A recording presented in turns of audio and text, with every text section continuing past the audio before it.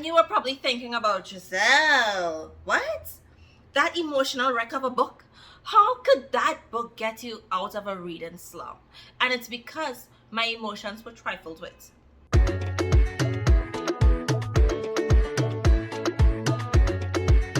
Hi wonderful people, and welcome back to my channel, Book Craves. What's up, what's the scene? How are you going?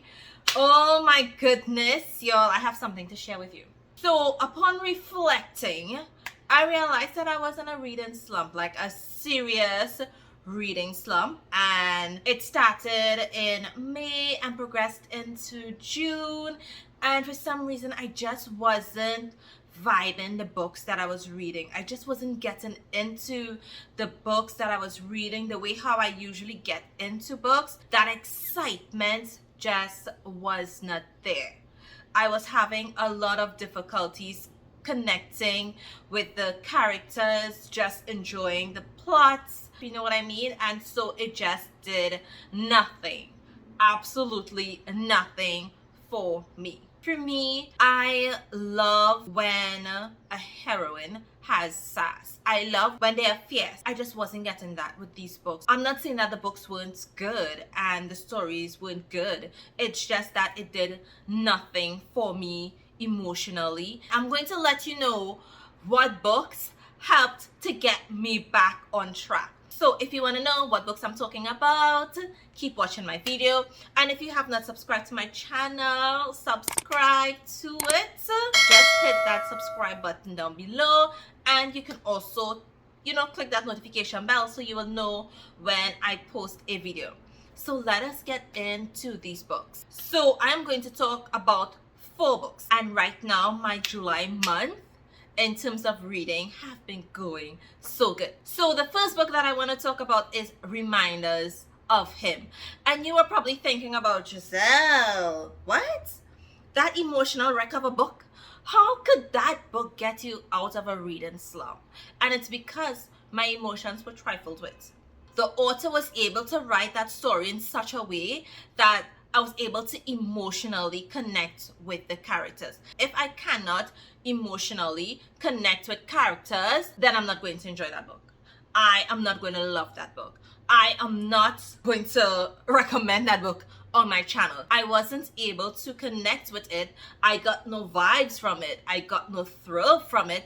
But with Reminders of Him, it just did something to my emotions. The author, she was able to create these extremely sad, agonizing, gut-wrenching scenes that I loved. So let me give you an insight into this book. So in this book, the story centers on Ledger and Kenna, more so Kenna.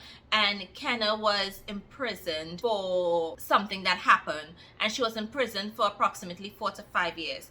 And while in prison, she discovered that she's pregnant. And so her boyfriend's parents took the baby in and has been raising the baby. Now that she's released, she's trying to get her life back together and she wants to form a relationship with her child. She's not saying that, oh, I want that child back, but she wants to form a bond with that child. Kenna, she has been going through so much emotionally, like even during the court case, she wasn't fully there. Mentally, she wasn't right at that point in time in her life, and now that she's out, she is torturing herself with what happened and what she could have done differently.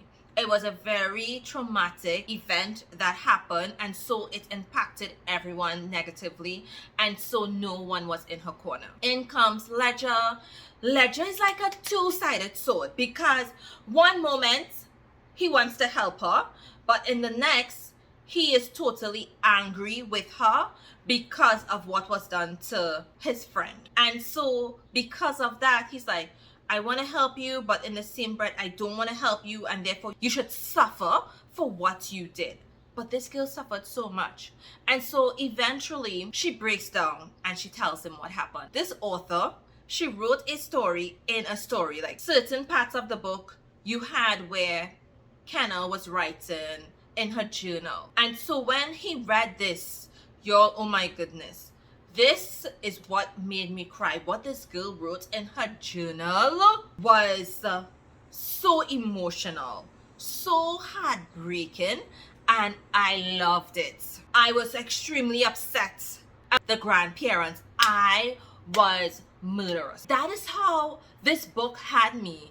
And because of that, it played with my emotions. Like, I was so upset, I was angry, I was completely heartbroken in some parts. Up to this point, I don't know if I like Ledger. I am so angry with him, but I absolutely love Kenna. In terms of the spice level, you all know I really enjoy a good spicy book, extremely do, but this book did not have a lot of spice. There were maybe 2 to 3 scenes that were a bit spicy. Nothing to really talk about in terms of spiciness. I have been wanting to read this book for a while, and it is The Girl with Stars in Her Eyes. I love the story. There's nothing in this book that I would change. I only wished it had a little bit more spice, because it barely had anything to talk about. But anyway, so let me tell you more about this book. In The Girl with Stars in Her Eyes, this is actually written by a Black author, and it is book 1 in the Lily series. So in this book, we meet Antonia, aka Tony, and Sebastian. And Tony, she grew up with her mother. Her mother is very much into music, the music industry, and so she would tag along with her mother, or her mother would tag her along to these various clubs and so on. And she gets this opportunity and she ships Tony to live with her dad. Nothing. She just puts on a bus. That's it. But there, when she arrives in this small town in Philadelphia, she meets Sebastian, and they immediately connect because they are both bounded by music. And so they made a pact to get out of this town, this small town, together. Something tragic happens and Sebastian leaves and doesn't tell Tony anything. Now this book fast forwards like 8 years, where Tony gets this amazing opportunity, and who does she run into? Sebastian. You really have where they have this second chance to try out their relationship. And so now as an adult, you have a lot of hurt and pain and broken dreams that they have been carrying for a number of years, and now they're able to resolve it. Now, will they resolve it easily, or will it be complicated? I'm not going to get into that because I want you to enjoy the story. I don't want to tell you everything, okay?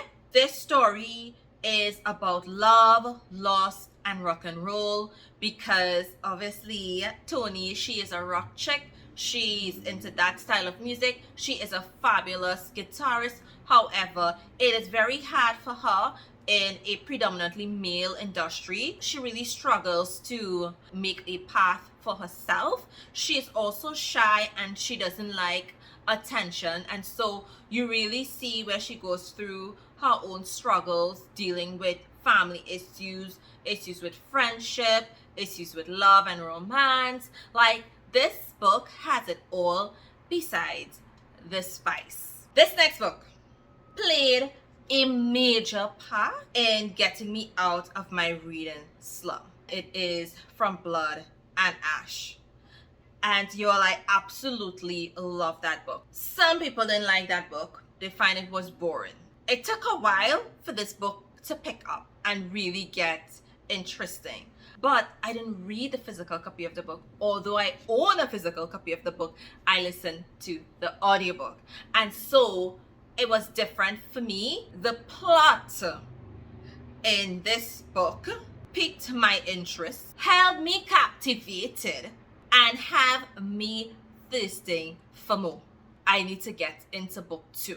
But anyway, so in this book, we meet Poppy. Poppy is a maiden, and so as a maiden, she lives a life of solitude. She cannot be touched, she cannot be spoken to, she cannot interact with anyone, she cannot even be looked upon, right? She wears a veil, and she doesn't understand why she's a maiden, number one. She doesn't understand why she doesn't have the same privilege as everyone else. One of her bodyguard, who she's close to, dies, and he's replaced by someone named Hawk. And Hawk don't care about nobody. He pushes boundaries. You feel he care about boundaries? He doesn't care about boundaries. And so while Poppy is questioning things about herself, he is slowly worming his way into her heart to form a very close, intimate relationship. The author did a very good job in laying the foundation for this story. The world building is phenomenal. It is superb. So the first 20-something chapters of this book was focused on world building. Now Poppy, she was abused by one of their leaders in this book. She questioned everything. But what really made her world unraveled was when Hawk finally revealed who he truly was. I'm not gonna tell all you too much, But while Poppy lived her life of solitude, she was waiting to ascend. Some people experience ascension. Some people have to give up their second and third born. Like, this society that existed was false, y'all. From Ash and Blood, I love this book. I love the plot, and because there was such great storytelling, I fell in love with Poppy and Castile. Next book. This is an incredible story. It has such great storytelling, such great world building that I loved it. Although it had zero spice, it had nothing. This book was layered and layered and layered with history and heritage and culture and secret society. I could not predict a thing with this story. With Legendborn, you can predict where this book was going to go. If you could predict something, let me know down below, because I'm telling you, I could not predict a thing. So let me tell you more about this book. So in this book, we meet Bree at 16. Her mother dies in a car accident, and so she also begins like a pre-college program in college. Because of her mother's death, she has a very difficult time coping with death and grief. She witnesses a magical attack, and so someone attempts to wipe her memory, only for her to realize, no, she remembered what happened. And so she experiences a magical attack herself on campus. And there she meets Nick, and she gets Nick to help her discover what happened with her mother. Was the accident really an accident? She realizes that someone tampered with her memory, and so she wants to discover the truth behind her mother's death. And then she learns more about the King Arthur's secret society, and the fact that these people help to protect the world from things other people cannot see. She discovers that she has magic. She tries to keep it hidden, and so she ends up in the middle of a magical war. She becomes a medium. She becomes a blood crafter. She learns so much about herself. This book honestly takes you on a journey, and it holds you captivated. You don't know where this story is going to go. There's not one doubt. I love it. I could not stop with this book. This young adult fantasy, it took my breath away. I've never read a young adult like this, and it just worked for me. I will tell you that I'm really interested in book 2. Not because of the war, the coming war, but I want to know what is going to happen between Bree, Selwyn, and Nick. It's going to turn into a love triangle. Like, what is going to happen? So these 4 books really helped me to get me out of my reading slump. And honestly, if you are in one, maybe these books could work for you. So thank you so much for watching my video. If you have not subscribed yet, what are you doing? Subscribe, like, and you can also follow me on my various social media accounts. I am on TikTok, Instagram, Facebook, Twitter, Goodreads. I always post books that I'm reading. When I'm reading it, you'll know when I'm finished reading it. You'll know what I'm starting. So if you're interested in that, definitely follow me on Goodreads. And thank you so much for watching, and look out until I post another video. Bye.